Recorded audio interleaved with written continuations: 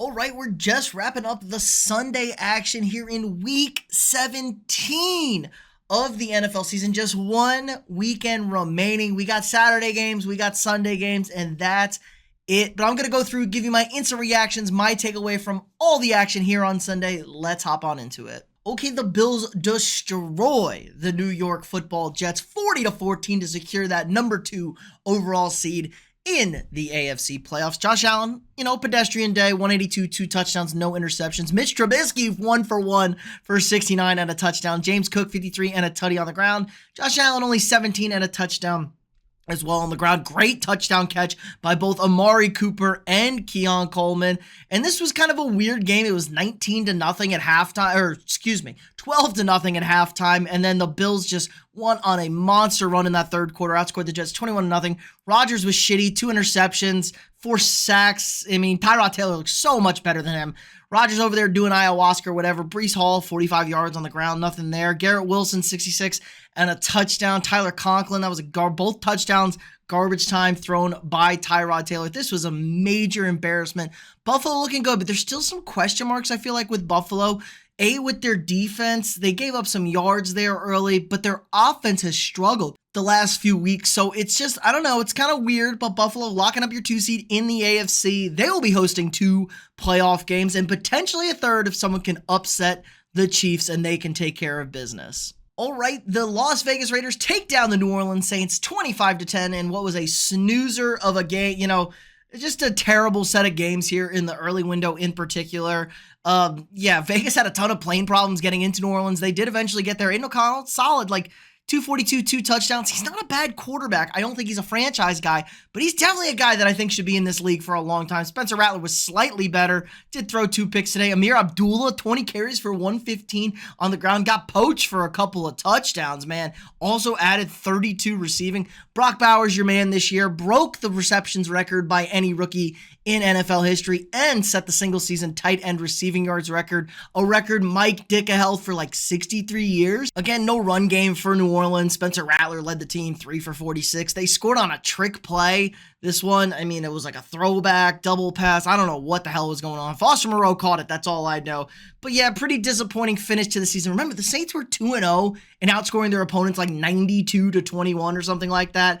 Man, what a weird season it's been for them. In Vegas, going from the first pick to now the 12th pick, I'm sure they have, maybe the 10th pick, is absolutely hilarious. Only Vegas can do these things. All right, the shocker of the day. The New York Giants beat the Indianapolis Colts 45-33, eliminating the Colts from playoff contention and eliminating the New York Giants from the number 1 overall pick. Drew Lock, 309, 4 tutties. Malik Neighbors, 171 and 2 touchdowns. His best game as a rookie. Wan'Dale Robinson added a touchdown. Darius Slayton, 1 for 32 and a touchdown. Tyrone Tracy, 59 yards. He had 40 on 1 run, though, so not a very good day for the Giants rushing the football. Joe Flacco, 332 touchdowns, but had 2 bad picks early in this game. Jonathan Taylor, 125 and 2 touchdowns. The Colts tried to claw it back, but they could just not stop the Giants. It's crazy. Giants ran back a kickoff in this game. A lot of fantasy implications all over the place. My man Malik Neighbors showing up, but this is just a disastrous season. Chris Ballard still crying about, what do I do? Andrew Luck retired 5 years ago. I would have won a Super Bowl over here. Colts kind of need to hit the reset button. I think Shane Steichen is a good coach. I don't know if he's a great coach, man. Colts are competitive, always good, not really great here. Major disappointing season for them because all they would need is a Broncos loss, and the Colts were in the driver's seat for the final wild card position. But Giants fans, way to screw up your number 1 overall pick. I'm sure your fans are furious. Okay, the Eagles throttled the Dallas Cowboys here 41-7. Dallas got off to a bad start early. No CeeDee Lamb, obviously. Cooper Rush threw a pick 6.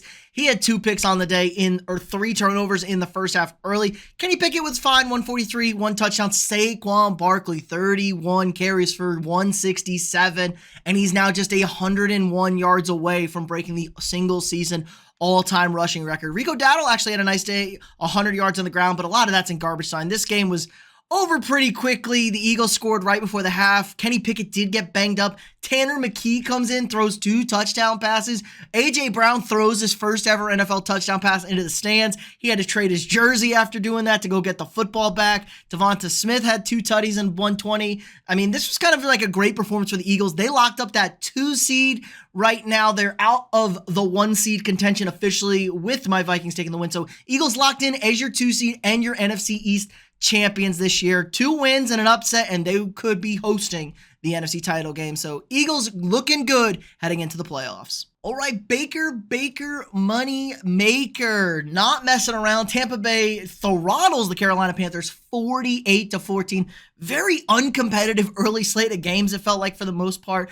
And what a great performance from Baker. 359, 5 touchdowns. The Buccaneers added a block punt to it. Bucky Irving over 100 yards on the ground. Rachaad White, man, little disappointing, man. We need some Rachaad White. Love Mike Evans, 97 and 2 touchdowns as he's vastly, he's closing in on another 1,000-yard season. He's going to have to get it next week. Adam Thielen, 5 receptions for 110 and 2 touchdowns.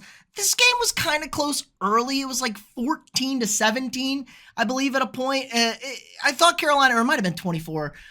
It might have been 24-7 and then Carolina scored. But it felt like there was an opportunity there for Carolina. But Bryce Young didn't look great in this game either. Took a couple of sacks, 5 sacks actually. It just looked off, but Tampa Bay wasn't going to let themselves fall into a trap spot. After losing to Dallas last week, they have to win out to have any chance to get into the NFC playoffs and win the NFC South. So really strong performance from Tampa Bay, and they are peaking at the right time, it feels like, especially if Atlanta slips up. Okay, another one of our terrible bottom feeder matchups between the Titans and the Jaguars, but the Jaguars come out ahead 20-13. Titans moving up a little bit closer in the draft pick process, or should I say Jacksonville just falling out. Typical Jags move after losing to Vegas last week. But Mac Jones, solid day, 174, 2 touchdowns for him. Travis Etienne, 49.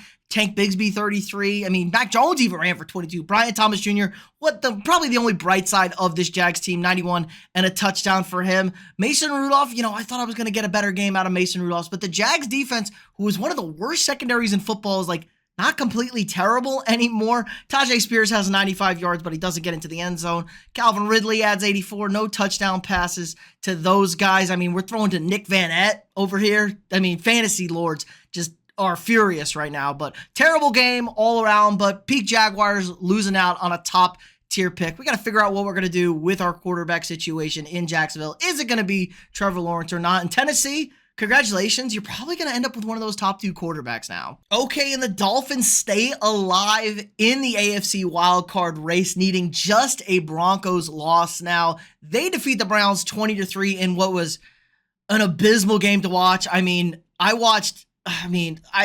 I saw was just awful. Every time I looked over, felt like a team was turning the ball over. The ball was rolling around on the ground and guys were diving on it. It was just a shit show of a game. I mean, Cleveland, masterclass in tanking. They're going to have a top pick as well, but they're stuck with Deshaun Watson as their quarterback. DTR, Dorian Thompson-Robinson, one of the worst NFL quarterbacks we have seen in a long time. 170 and an interception, bringing his career totals to 1 touchdown and 10 INTs. Tyler Huntley was serviceable, 225, 88.7 per, and a touchdown. But the run game wasn't there. He took 4 sacks. Myles Garrett was wreaking havoc in this game. Huntley, 7 for 52 on the ground. A-Chain couldn't really get anything going. But the passing game, Tyreek gets over 100. Finally, Malik Washington with no Jalen Waddle stepped up to have a nice game. Jonnu Smith was pretty much shut out all game and gets a late garbage touchdown. So eat your heart out, fantasy owners. This was just kind of an ugly game all around for everybody. Nobody enjoyed watching this. I don't even think Dolphin fans even enjoyed this, but they stayed alive, and I hope they don't win next week or the Broncos win, because nobody wants to see this Dolphins team in the playoffs. I'm not even sure Dolphins fans want to see themselves in the playoffs. Okay, in a battle of NFC heavyweights, my Minnesota Vikings take down the Green Bay Cheese Packers 27-25. Really good game. Minnesota was in control most of this game, had a 17-point lead in the second half, but then missed a field goal, allowed a couple of late touchdowns by Green Bay, made it interesting. Jordan Love, kind of unimpressive, 185 and a touchdown for him. Josh Jacobs, 69 and a tutty on the ground. Emmanuel Wilson with the second touchdown. This passing game really kind of struggled for Green Bay to get going. It was when Minnesota kind of played a prevent, they started moving the football a ton, went for it on fourth down in the red area, got stopped, had a fumble inside of field goal range. Minnesota missed 2 field goals as well. Bad interception by Darnold, but a career day for him otherwise. 377, 3 touchdowns for him. Aaron Jones gets a little banged up. Cam Akers with a nice day receiving 30 yards, or 15 yards and a touchdown, including the game clincher. Jefferson, 92 for him. Should have had more than that. One of the best catches you're ever going to see getting called back. Naylor, breakout game for him, 81 yards and a touchdown. Addison, he catches touchdowns too. 69 yards for him. TJ Hawkinson added 68. So really good all-around game. And now Minnesota and Detroit, no matter what the Lions do